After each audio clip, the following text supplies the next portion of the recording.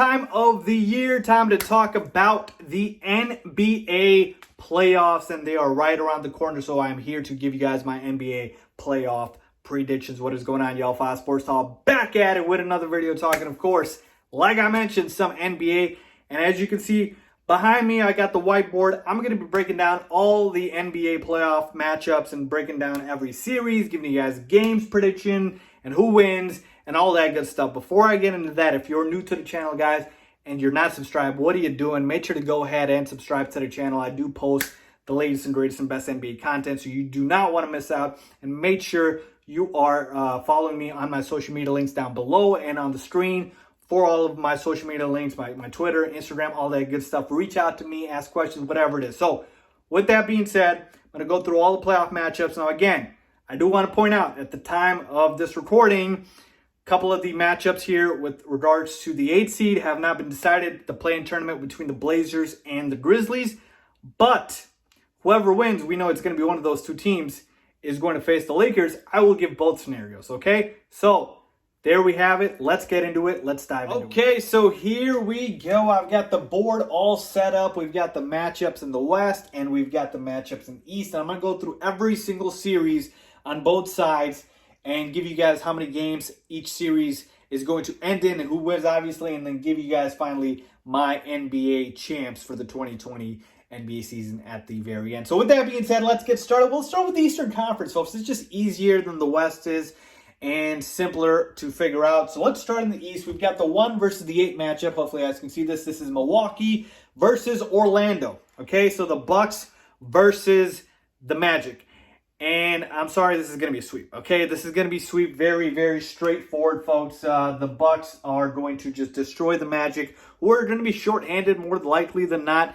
Aaron Gordon, they might not have him. They only have Nikola Vucevic as their lone threat if he's not there. And folks, this shouldn't be that difficult to figure out here. The Bucks are just a much better team, and the Magic are fairly depleted as well. So this is going to be a sweep.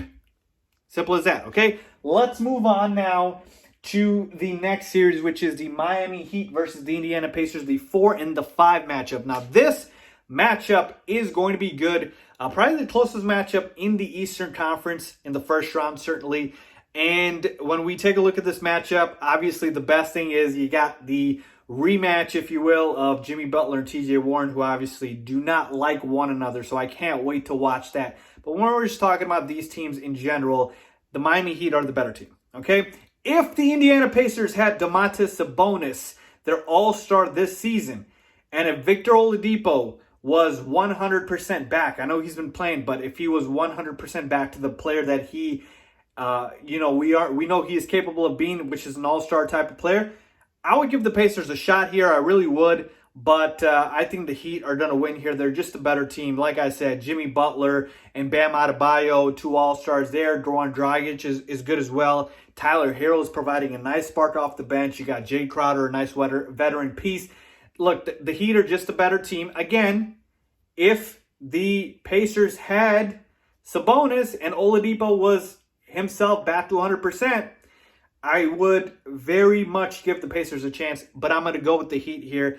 The Pacers will make it tough. They're just that type of team. They make it annoying. You know, they play slow. They play, grinded out type of basketball, and they play good defense. So I'm going to go with the Heat, but in 6 games to beat the Indiana Pacers. So again, no Sabonis. He's probably not going to be there for the Pacers, okay?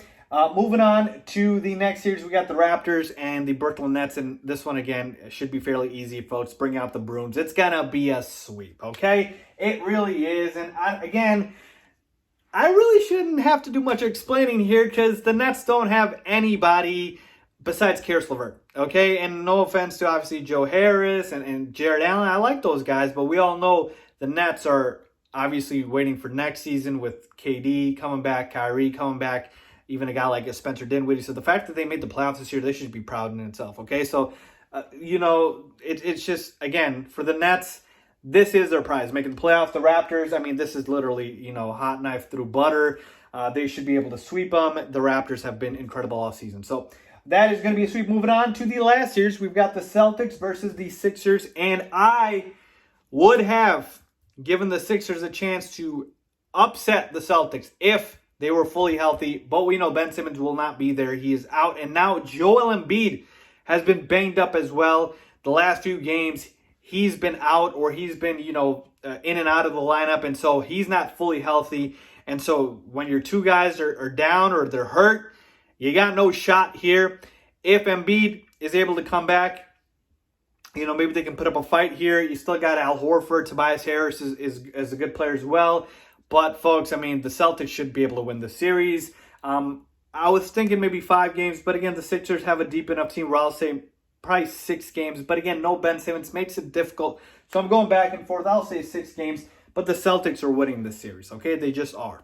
Now let's move on to the other side of the bracket here. And we've got the Lakers and we've got the Blazers / Grizzlies, because at the time of this video, the play-in tournament has not happened yet, but we know it's going to be one of these two teams, right? And more likely than not, it's going to be the Blazers. But even if it isn't, even if it is the Grizzlies, I will give you scenarios for both, okay? So when we're taking a look at the Grizzlies, that's a sweep, okay? It's not even close.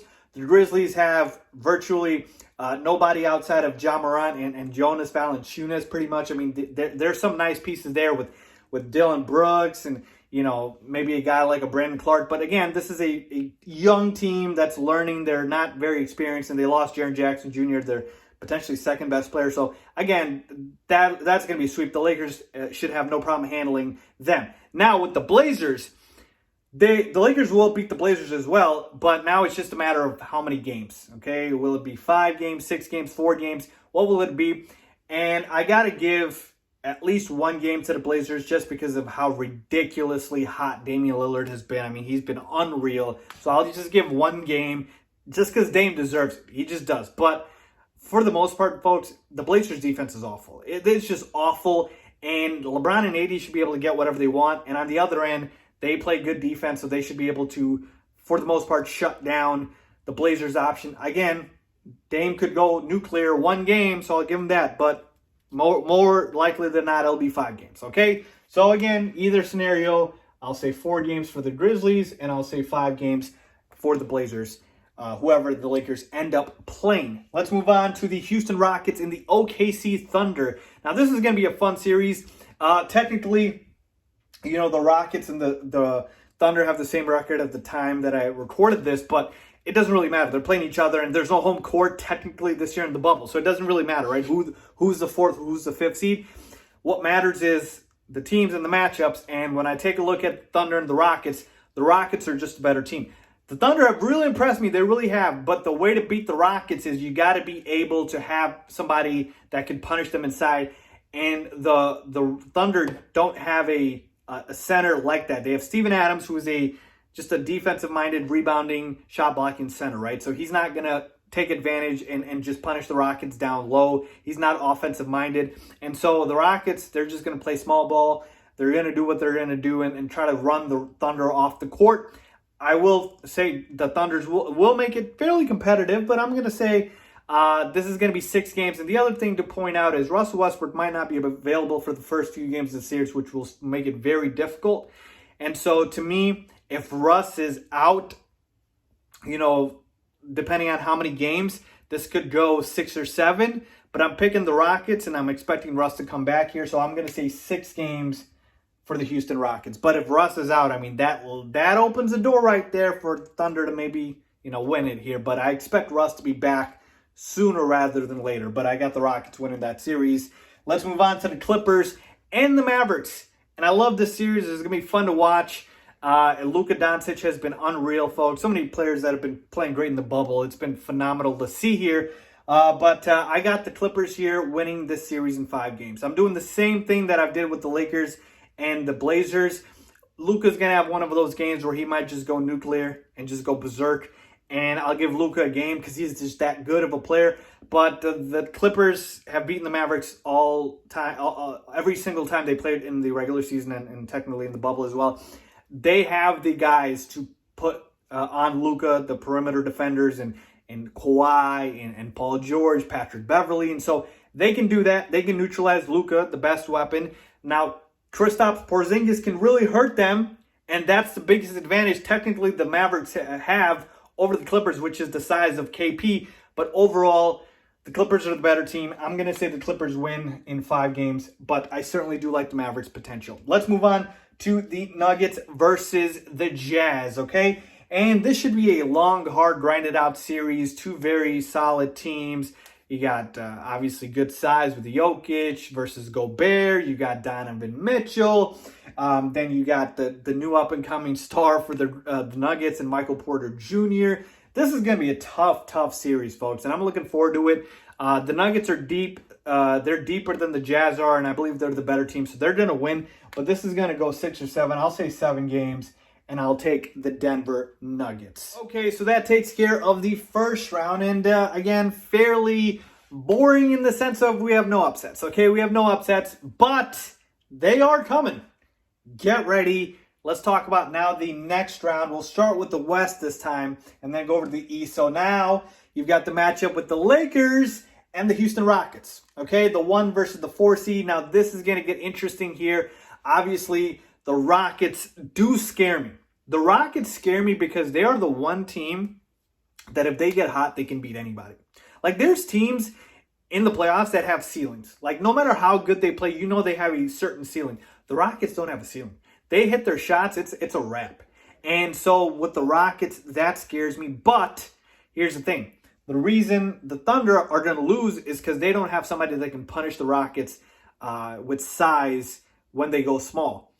The Lakers have exactly that. They have the Rockets' kryptonite, which is Anthony Davis. Anthony Davis is going to eat. He is going to feast. It is going to be barbecue chicken for Anthony Davis on the Houston Rockets. He is going to dominate them inside. Who are they going to guard him with? PJ Tucker? I mean, this is just going to be a flat-out just mauling by AD. They better find a way to, get some size on Anthony Davis because all they have is PJ Tucker, maybe Robert Covington, who's much shorter, the corpse of Tyson Chandler. So, again, the Lakers should be able to not easily, I'll say, but they should be able to handle the Rockets fairly easily.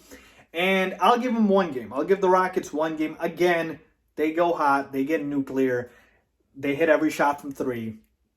I'll give the Rockets a game here, but I got the Lakers winning this in 5 games. Okay, so I got the Lakers winning in 5 games over the Rockets. Again, if the Rockets get hot, they scare me, but got Anthony Davis, who's going to stop him. So I didn't even mention LeBron James, but Anthony Davis is the ultimate X factor in that series. Let's move on to the Clippers and the Nuggets. Now, this series, this is going to be fun. This is going to be close.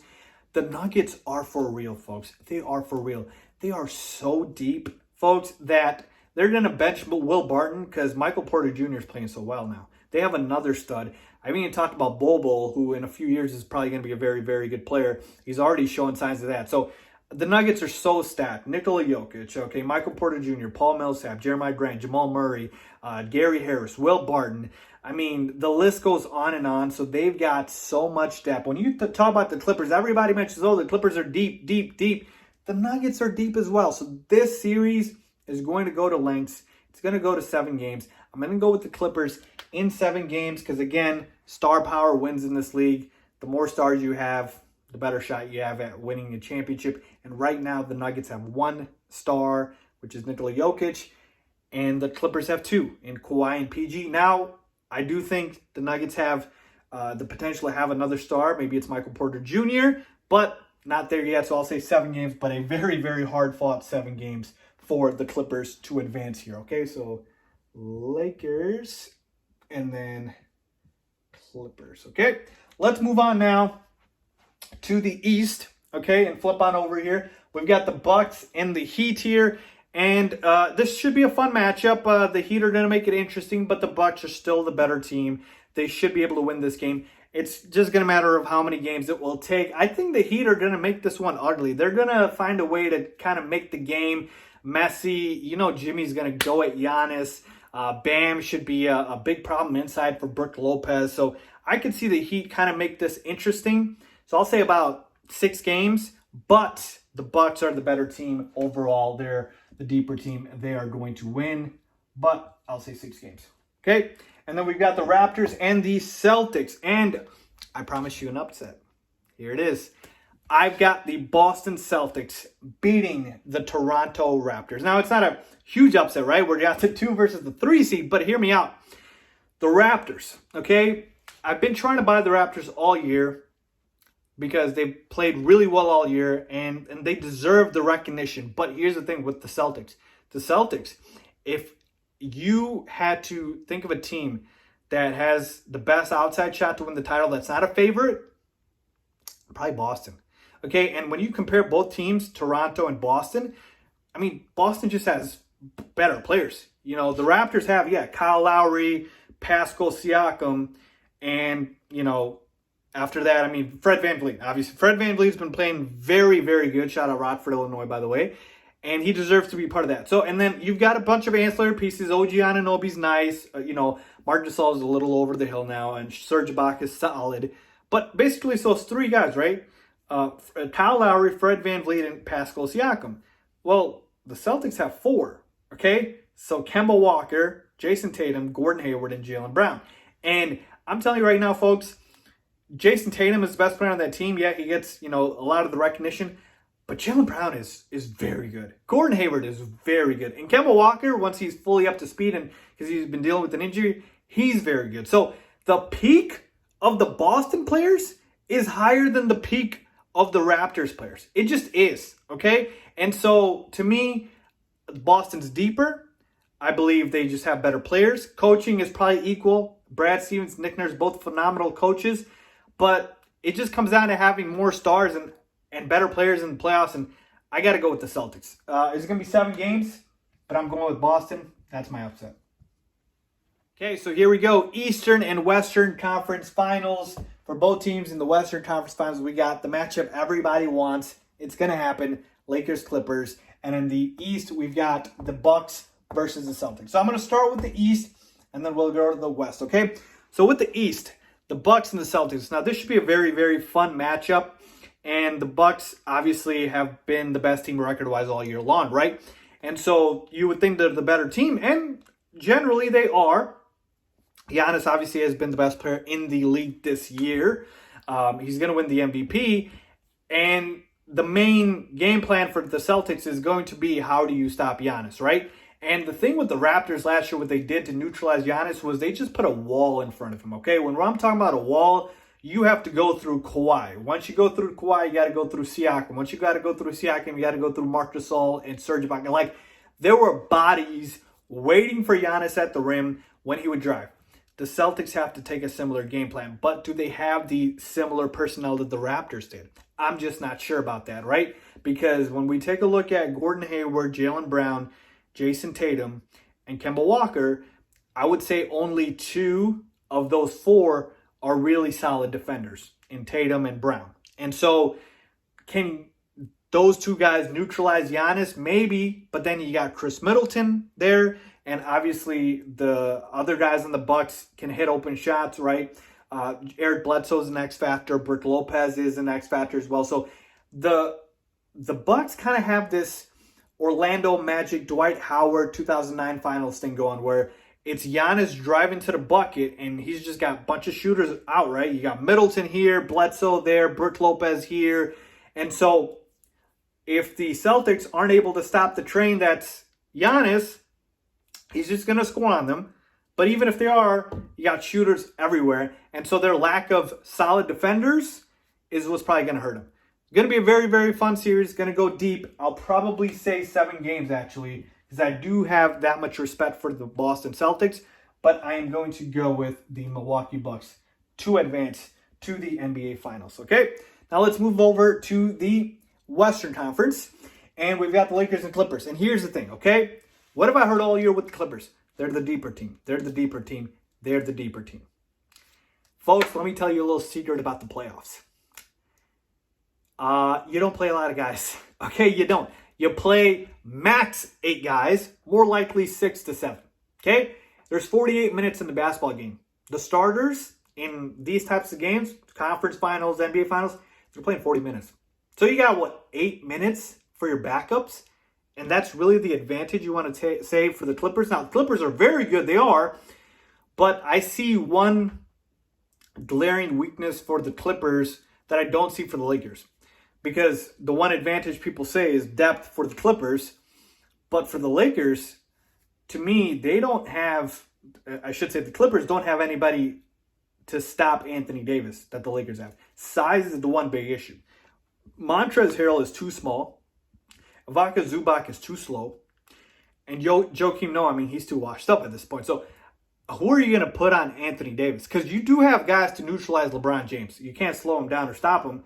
I shouldn't say you can't stop LeBron James. You can slow him down with Kawhi Leonard and Paul George, but who can you do with Anthony Davis, right? And so that's the one question mark here is I'm just not sure if the Clippers have somebody, they don't, that can stop Anthony Davis. And so when we take a look at Paul George and Kawhi Leonard and that duo, remember I told you the NBA playoffs, it's all about star power. I'm taking the duo of LeBron James and Anthony Davis over the duo of Kawhi Leonard and Paul George, okay? And so again, yes, the Clippers are deeper, but deeper doesn't always mean better, especially in the playoffs when you're literally talking about playing 5 to 7, or I shouldn't say 5, when you're talking about maybe playing 7 to 8 guys. That's it, okay? And so deep doesn't really matter as much when you're not going to play your 10th, 11th guy, okay? You're just not. Even the Clippers, you're going to have Lou Williams, Montrezl Harrell come off the bench. That's 7 guys right there, and maybe add an extra one. So, again, this is going to be a very, very close matchup. Both teams are going to really, really give it their all, and they're both very, very good. But I will go with the Lakers in 7 games because of the advantage of one, Anthony Davis. There we have it, the NBA Finals matchup, the Lakers and the Bucks. Finally, when I'm taking a look at the NBA Finals matchup in the Lakers and the Bucks, again, the formula comes down to how do you stop Giannis Antetokounmpo, right? If you're the Lakers. The Lakers, though, have seen what the Raptors did last year, and they have the personnel to stop Giannis because you are going to be able to put that wall up with LeBron, AD, or Dwight Howard in the back, or with JaVale McGee. The Lakers just have so many big body guys, right, in the paint to just literally just put your hands up and just try to stop Giannis when he gets the bucket. Just put a body on him. That's it. And at that point, you're seeing if the other guys can beat you, right? So LeBron, again, is a good defender when he wants to be. We know that. Anthony Davis is a very good defender. Dwight Howard is as well. JaVale McGee. You've got Danny Green's a solid defender. So this Lakers team is filled with solid defenders. So Giannis is going to have a hard time, being able to score on this team. And so you're going to need a guy like a Chris Middleton to step up. And do I trust Chris Middleton to do that? I don't. And so with the Bucks, on the other end, obviously LeBron James, how do you stop him or do you slow him down? And then Anthony Davis as well. So to me, again, star power matters here. The Bucks have one mega superstar in Giannis, but Chris Middleton, to me, he's just an all-star. He's not at that level, and the Lakers just have 2 superstars in AD and LeBron, and I think that gets it done. I'm going to say 6 games, but I think if they get it done, I think the Lakers win the 2020 NBA Championship. So there you have it, folks. My pick to win the title, the Los Angeles Lakers, and the MVP of the finals is going to be LeBron James. And he will win his 4th ring and his 4th finals MVP. So there you have, folks. Let me know if you agree or disagree. Hopefully you did enjoy that. If you did, please make sure to subscribe and like, and I would really appreciate the support. As always, thanks for watching.